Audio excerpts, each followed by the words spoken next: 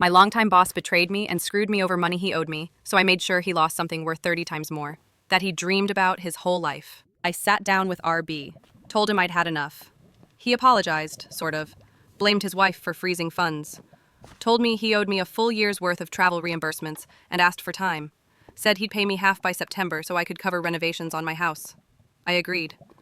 After 7 years, I figured I could give him a little grace, but I stayed suspicious. As September approached, I confronted him again. He swore the money was ready, gave me the fakest smile I've ever seen. I stared him down. He knew I wasn't playing around. We said goodbye and parted ways. Then he texted me. He was going abroad to meet a potential client, and I knew he was dodging the debt. So I made a plan.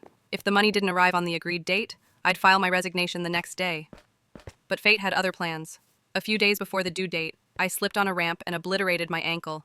Emergency surgery, hospital stay, 6 months on crutches. And guess what? No money. Not the reimbursement, not the wage, nothing.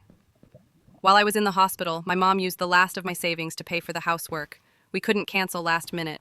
I was broke. I had to cash in an investment that was supposed to support me long term just to pay bills and survive.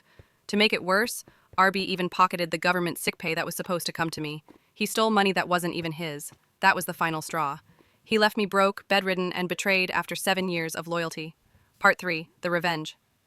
RB forgot one thing. I was his foreman, which means I had everything: receipts, contracts, payroll files, paper trails. I knew every corner he cut and every law he broke.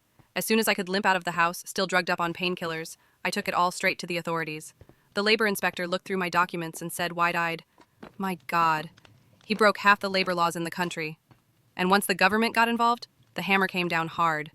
His accounts? Frozen. His business licenses? Suspended. His employees? Let go, with severance pay he didn't have. He filed for bankruptcy, and that dream house he spent years building brick by brick? Gone. Sold to pay the fines. He called me, screaming, furious, swearing. I told him we weren't friends anymore. He betrayed me, left me to rot. If he wanted to talk, he could go through the labor board. Then I hung up. Out of the whole bankruptcy case, I got 1 month of sick leave pay. That's it. No travel money, no back wages. But I'm fine with that, because this wasn't an eye for an eye. This was the whole face for an eye, the whole damn head for a tooth. I stand today, literally and figuratively. And RB? He's buried deep in the dirt, living in the same cramped apartment he always hated, jobless, dreamless, broken.